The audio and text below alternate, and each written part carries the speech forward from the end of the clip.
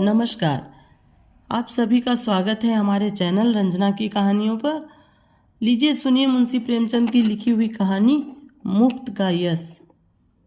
उन दिनों संयोग से हाकिम जिला एक रसिक सज्जन थे। इतिहास और पुराने सिक्कों की खोज में उन्होंने अच्छी ख्याति प्राप्त कर ली थी। ईश्वर जाने दफ्तर के सूखे कामों से उन्हें ऐतिहासिक छानबीन के लिए कैसे समय मिल जाता था। वहाँ तो जब किसी अफसर से पूछिए तो वह यही कहता है, मारे काम के मारा जाता हूँ, सिर उठाने की फुर्सत नहीं मिलती। शायद शिकार और सैर भी उनके काम में शामिल हैं। उन सज्जन की कीर्तियाँ मैंने देखी थीं और मन में उनका आदर करता था, लेकिन उनकी अफसरी किसी प्रकार की घनिष्ठता में बाधक थी। मुझे संकोच था कि अगर मेरी ओर से पहल हुई तो लोग यही कहेंगे कि इसमें मेरा कोई स्वार्थ है, और मैं किसी दशा में भी ये इल्ज़ाम अपने सिर नहीं लेना चाहता।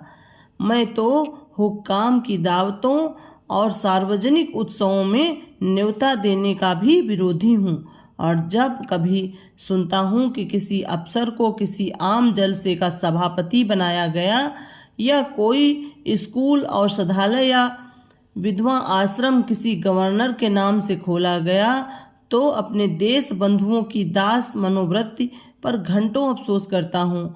मगर जब एक दिन हाकिम जिला ने खुद मेरे नाम एक रुक्का भेजा कि मैं आपसे मिलना चाहता हूँ, क्या आप मेरे बंगले पर आने का कष्ट स्वीकार करेंगे, तो मैं बड़े दुविधा में पड़ गया।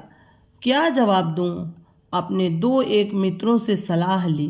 उन्होंने कहा, साफ लिख दीजिए, मुझे फुर्सत नहीं। वह हाकिम जिला होंगे तो अपने घर के होंगे। कोई सरकारी व जाब्ते का काम होता तो आपका जाना अनिवार्य था, लेकिन निजी मुलाकात के लिए जाना आपकी शान के खिलाफ है। आखिर वह खुद आपके मकान पर क्यों नहीं आए? इससे क्या उनकी शान में बट्टा लग जाता था? इसीलिए तो खुद नहीं आए कि वह हाकिम जिला है। इन अमाहक हिंदुस्तानियों को कब ये समझ आएगी कि दफ्तर के बाहर वे भी वैसे ही साधारण मनुष्य हैं जैसे हम या आप। शायद ये लोग अपनी घरवालियों से भी अफसरी जताते होंगे। अपना पद उन्हें कभी नहीं भूलता। एक मित्र ने जो लतीफ़ों के चलते फिरते तिजोरी हैं। हिंदुस्तानी अफसरों के विषय में कई बड़ी मनोरंजक घटनाएं सुनाई। एक अफसर साहब ससुराल गए। शायद स्त्री को विदा कराना था। जैसा आम रिवाज है, ससुर जी ने पहले ही वादे पर लड़की को विदा करना उचित न समझा। कहने लगे, बेटा इतने दिनों के बाद आई है, अभी कैसे विदा कर दूं? भला 6 महीने तो रहने दो। उधर धर्मपत्नी जी ने भी नाइन से संदेश कहलवा भेजा, अभी मैं नहीं जाना चाहती। आखिर माता पिता से भी तो मेरा कोई नाता है। कुछ तुम्हारे हाथ बिक थोड़े ही गई हूँ। दामाद साहब अफसर थे, जामे से बाहर हो गए। तुरंत घोड़े पर बैठे और सदर की राह ली। दूसरे ही दिन ससुर जी पर सम्मन जारी कर दिया। बेचारा बूढ़ा आदमी तुरंत लड़की को साथ लेकर दामाद की सेवा में जा पहुंचा। तब जाके उनकी जान बची। ये लोग ऐसे मिथ्या अभिमानी होते हैं। और फिर तुम्हें हाकिम जिला से लेना ही क्या है? अगर तुम कोई विद्रोहात्मक गल्प व लेख लिखोगे तो फौरन गिरफ्तार कर लिए जाओगे। हाकिम जिला जरा भी मुरव्वत न करेंगे, कह देंगे ये गवर्नमेंट का हुक्म है। मैं क्या करूं? अपने लड़के के लिए कानून गोई या तहसीलदारी की लालसा तुम्हें है नहीं, व्यर्थ क्यों दौड़े जाओगे? लेकिन मुझे मित्रों की ये सलाह पसंद न आई। एक भला आदमी जब निमंत्रण देता है तो केवल इसलिए अस्वीकार कर देना कि हाकिम जिला ने भेजा है, मुटमर्दी है। बेशक हाकिम साहब मेरे घर आ जाते तो उनकी शान कम न होती। उदार हृदय वाला आदमी बेतकल्लुफ चला आता, लेकिन भाई जिले की अफसरी बड़ी चीज है, और एक उपन्यासकार की हस्ती ही क्या है। इंग्लैंड या अमेरिका में गल्प लेखकों और उपन्यासकारों की मेज पर निमंत्रित होने में प्रधानमंत्री भी अपना गौरव समझेगा। हाकिम जिला की तो गिनती ही क्या है, लेकिन ये भारतवर्ष है जहाँ हर एक रईस के दरबार में कभी सम्राटों का जत्था रईस के कीर्तिमान के लिए जमा रहता था। और आज भी ताजपोशी में हमारे लेखक वृंद बिना बुलाए राजाओं की खिदमत में हाजिर होते हैं, कसीदे पेश करते हैं और इनाम के लिए हाथ पसारते हैं। तुम ऐसे कहाँ के बड़े वह हो कि हाकिम जिला तुम्हारे घर चला आए। जब तुम में इतनी अकड़ और तुनुक मिजाजी है तो वह तो जिले का बादशाह है। अगर उसे कुछ अभिमान भी हो तो उचित है। इसे उसकी कमजोरी कहो, बेहूदगी कहो, मूर्खता कहो, उदंडता कहो, फिर भी उचित है। देवता होना गर्व की बात है, लेकिन मनुष्य होना भी अपराध नहीं। और मैं तो कहता हूँ ईश्वर को धन्यवाद दो कि हाकिम जिला तुम्हारे घर नहीं आए, वरना तुम्हारी कितनी भद होती। उनके आदर सत्कार का सामान तुम्हारे पास कहाँ था? गत की एक कुर्सी भी नहीं है। उन्हें क्या 3 टांगों वाले सिंहासन पर बैठाते या मटमैले जाजिम पर 3 पैसे की 24 बीड़ियाँ पीकर दिल खुश कर लेते हो? है सामर्थ्य रुपए के 2 सिंगार खरीदने की? तुम तो इतना भी नहीं जानते कि वह सिंगार मिलता कहाँ है, उसका नाम क्या है। अपना भाग्य सराहो कि अफसर साहब तुम्हारे घर नहीं आए और तुम्हें बुला लिया। 4-5 रुपए बिगड़ भी जाते और लज्जित भी होना पड़ता। और कहीं तुम्हारे परम दुर्भाग्य और पापों के दंड स्वरूप उनकी धर्मपत्नी भी उनके साथ होती, तब तो तुम्हें धरती में समा जाने के सिवा और कोई ठिकाना न था। तुम या तुम्हारी धर्मपत्नी उस महिला का सत्कार कर सकती थी। तुम्हारी तो घिंघी बंध जाती, साहब बदहवास हो जाते। वह तुम्हारे दीवान खाने तक ही न रहती जिसे तुमने गरीबा मऊ ढंग से सजा रखा है। वहाँ तुम्हारी गरीबी अवश्य है, पर फूहड़पन नहीं। अंदर तो पग पग पर फूहड़पन के दृश्य नजर आते। तुम अपने में फटे पुराने पहनकर और अपनी विपन्नता में मगन रहकर जिंदगी बसर कर सकते हो, लेकिन कोई भी आत्माभिमानी आदमी ये पसंद नहीं कर सकता कि उसकी दुर्व्यवस्था दूसरों के लिए विनोद की वस्तु बने। इन लेडी साहिबा के सामने तो तुम्हारी जबान बंद हो जाती। चुनाजे मैंने हाकिम जिला का निमंत्रण स्वीकार कर लिया, और यद्यपि उनके स्वभाव में कुछ अनावश्यक अप्सरी की शान थी, लेकिन उनके स्नेह और उदारता ने उसे यथासाध्य प्रकट न होने दिया। कम से कम उन्होंने मुझे शिकायत का कोई मौका न दिया। अप्सराना प्रकृति को तब्दील करना उनकी शक्ति के बाहर था। मुझे इस ढंग को कोई महत्व देने की कोई बात भी न थी। महत्व न दिया। उन्होंने मुझे बुलाया, मैं चला गया, कुछ गपशप किया और लौट आया। किसी से इसका जिक्र करने की जरूरत ही क्या, मानो भाजी खरीदने बाजार गया था। लेकिन टोहियों ने जाने कैसे टोह लगा लिया। विशेष समुदायों में ये चर्चा होने लगी कि हाकिम जिला से मेरी बड़ी गहरी मैत्री है और वह मेरा बड़ा सम्मान करते हैं। अतिशयोक्ति ने मेरा सम्मान और भी बढ़ा दिया। यहाँ तक मशहूर हुआ कि वह मुझसे सलाह लिए बगैर कोई फैसला या रिपोर्ट नहीं लिखते। कोई भी समझदार आदमी इस ख्याति से लाभ उठा सकता था। स्वार्थ में आदमी बावला हो जाता है, तिनके का सहारा ढूंढता फिरता है। ऐसों को विश्वास दिलाना कुछ मुश्किल न था कि मेरे द्वारा उनका काम निकल सकता है, लेकिन मैं ऐसी बातों से घृणा करता हूँ। सैकड़ों व्यक्ति अपनी कथाएं लेकर मेरे पास आए। किसी के साथ पुलिस ने बेजा जाति की थी, कोई इनकम टैक्स वालों की सख्तियों से दुखी था, किसी की ये शिकायत थी कि दफ्तर में उसकी हक तलफी हो रही है और उसके पीछे के आदमियों को दनादन तरक्कियां मिल रही हैं। उसका नंबर आता है तो कोई परवाह नहीं करता। इस तरह का कोई न कोई प्रसंग नित्य ही मेरे पास आने लगा, लेकिन मेरे पास उन सब के लिए एक ही जवाब था, मुझसे कोई मतलब नहीं। एक दिन मैं अपने कमरे में बैठा था कि मेरे बचपन के एक सहपाठी मित्र आ टपके। हम दोनों एक ही मकतब में पढ़ने जाया करते थे। कोई 45 साल की पुरानी बात है। मेरी उम्र 19 साल से अधिक न थी, वह भी लगभग इसी उम्र के रहे होंगे। लेकिन मुझसे कहीं बलवान और हष्ट-पुष्ट। मैं जहीन था, वह निरे कौदन। मौलवी साहब उनसे हार गए थे और उन्हें सबक पढ़ाने का भार मुझ पर डाल दिया था।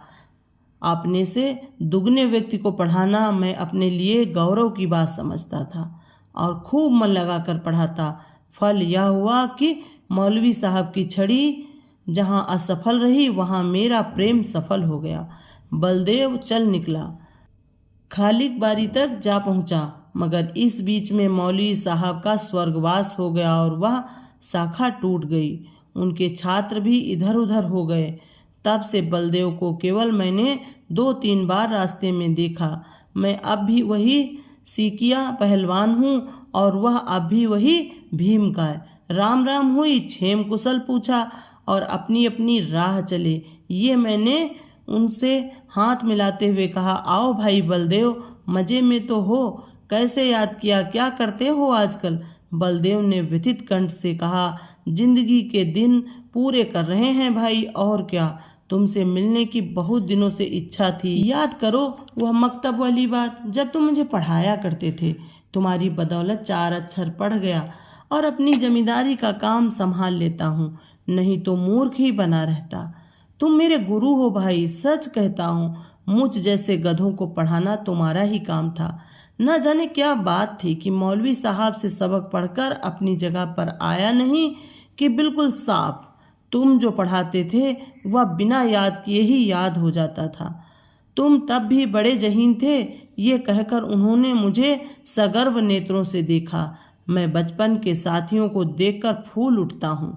सजल नेत्र होकर बोला, मैं तो जब तुम्हें देखता हूँ तो यही जी में आता है कि दौड़कर तुम्हारे गले लिपट जाऊं। 45 वर्ष का युग मानो बिल्कुल गायब हो जाता है। वह मकतब आंखों के सामने फिरने लगता है और बचपन सारी मनोहरताओं के साथ ताजा हो जाता है। बलदेव ने भी द्रवित कंठ से उत्तर दिया, मैंने तो भाई तुम्हें सदैव अपना इष्टदेव समझा है। जब तुम्हें देखता हूँ तो छाती गज भर की हो जाती है कि वह मेरा बचपन का संगी जा रहा है, जो समय आ पड़ने पर कभी दगा न देगा। तुम्हारी बड़ाई सुन सुनकर मन ही मन प्रसन्न हो जाता हूँ। लेकिन यह बताओ, क्या तुम्हें खाना नहीं मिलता? कुछ खाते पीते क्यों नहीं? सूखते क्यों जाते हो? घी न मिलता हो तो 2-4 कनस्तर भिजवा दूं। अब तुम भी बूढ़े हुए, खूब डट कर खाया करो। अब तो देह में जो कुछ तेज और बल है वह केवल भोजन के अधीन है।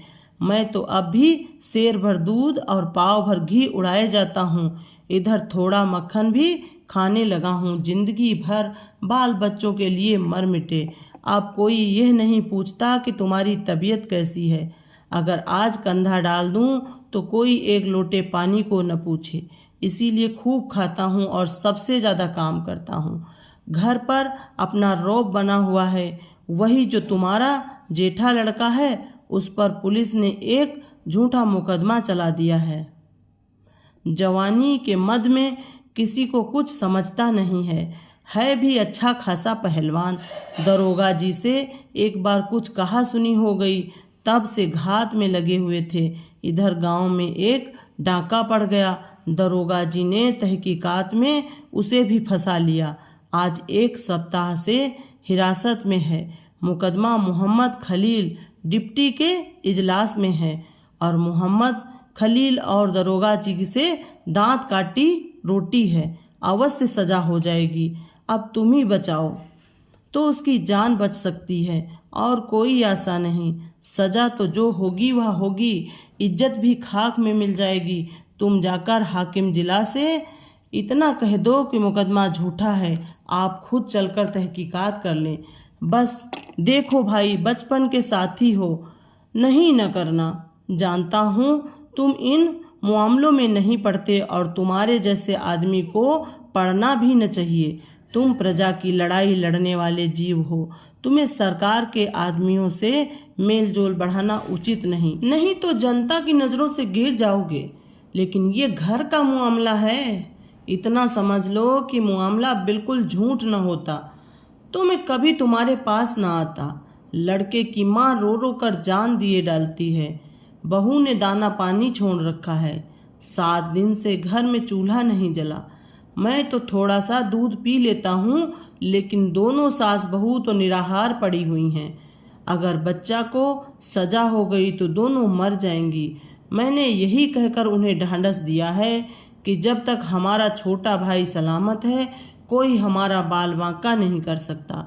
तुम्हारी भाभी ने तुम्हारी एक पुस्तक पढ़ी है, वह तो तुम्हें देवतुल्य समझती हैं, और जब कोई बात होती है तुम्हारी नज़ीर देकर मुझे लज्जित करती हैं। मैं भी साफ कह देता हूँ, मैं उस छोकरे की सी बुद्धि कहाँ से लाऊं? तुम्हें उसकी नज़रों से गिराने के लिए तुम्हें छोकरा, मरियल सभी कुछ कहता हूँ, पर तुम्हारे सामने मेरा रंग नहीं जमता। मैं बड़े संकट में पड़ गया। मेरी ओर से जितनी आपत्तियां हो सकती थी, उन सब का जवाब बलदेव सिंह ने पहले ही से दे दिया था। इनको फिर दोहराना व्यर्थ था। इसके सिवा कोई जवाब न सूझा कि मैं जाकर साहब से कहूँगा। हाँ, इतना मैंने अपनी तरफ से और बढ़ा दिया कि मुझे आशा नहीं कि मेरे कहने का विशेष ख्याल किया जाए, क्योंकि सरकारी मामलों में हुक्काम हमेशा अपने मातहतों का पक्ष लिया करते हैं। बलदेव सिंह ने प्रसन्न होकर कहा, इसकी चिंता नहीं, तकदीर में जो लिखा है वह तो होगा ही। बस तुम जाकर कह भर दो। अच्छी बात है। तो कल जाओगे? हाँ, अवश्य जाऊंगा। ये जरूर कहना कि आप चलकर तहकीकात कर लें। हाँ, ये जरूर कहूँगा। और ये भी कह देना कि बलदेव सिंह मेरा भाई है। झूठ बोलने के लिए मुझे मजबूर न करो। तुम मेरे भाई नहीं हो, मैंने तो हमेशा तुम्हें अपना भाई समझा है। अच्छा, यह भी कह दूंगा। बलदेव सिंह को विदा करके मैंने अपना खेल समाप्त किया और आराम से भोजन करके लेटा। मैंने उससे गला छुड़ाने के लिए झूठा वादा कर दिया। मेरा इरादा हाकिम जिला से कुछ कहने का नहीं था।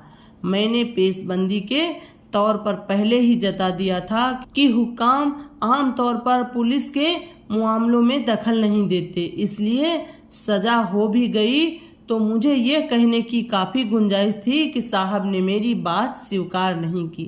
कई दिन गुजर गए थे, मैं इस वाक़ये को बिल्कुल भूल गया था। सहसा एक दिन बलदेव सिंह अपने पहलवान बेटे के साथ मेरे कमरे में दाखिल हुए। बेटे ने मेरे चरणों पर सिर रख दिया और अदब से एक किनारे खड़ा हो गया। बलदेव सिंह बोले, बिल्कुल बरी हो गया भैया। साहब ने दरोगा को बुलाकर खूब डांटा कि तुम भले आदमियों को सताते और बदनाम करते हो। अगर फिर ऐसा झूठा मुकदमा लाए तो बर्खास्त कर दिए जाओगे।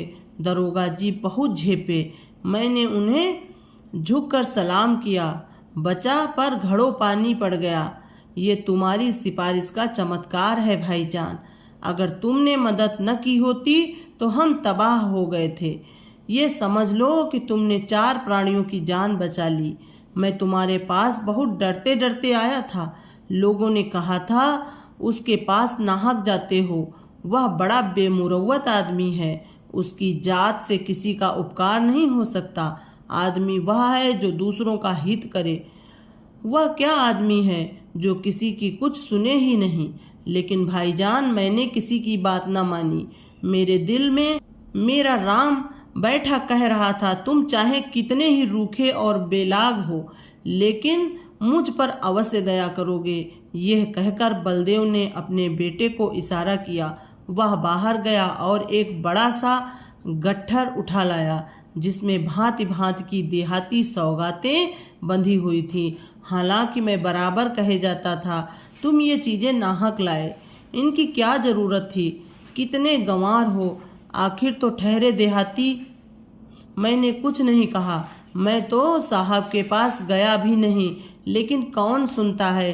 खोया, दही, मटर की फलियाँ, अमावट, ताज़ा गुड़ और जाने क्या क्या आ गया। मैंने कहने को तो एक तरह से कह दिया कि मैं साहब के पास गया ही नहीं। जो कुछ हुआ खुद हुआ, मेरा कोई एहसान नहीं है। लेकिन उसका मतलब यह निकाला गया कि मैं केवल नम्रता से और सौगातों को लौटा देने का कोई बहाना ढूंढने के लिए ऐसा कह रहा हूँ। मुझे इतनी हिम्मत न हुई कि मैं इस बात का विश्वास दिलाता इसका जो अर्थ निकाला गया वही मैं चाहता था। मुफ्त का एहसान छोड़ने का जी न चाहता था। अंत में जब मैंने जोर देकर कहा कि किसी से इस बात का जिक्र न करना, नहीं तो मेरे पास फरियादों का मेला लग जाएगा, तो मानो मैंने स्वीकार कर लिया कि मैंने सिफारिश की और जोरों से की। दोस्तों, अगर आपने अभी तक हमारे चैनल को सब्सक्राइब नहीं किया है तो प्लीज़ हमारे चैनल को सब्सक्राइब करें, लाइक करें, कमेंट करें। Thank you.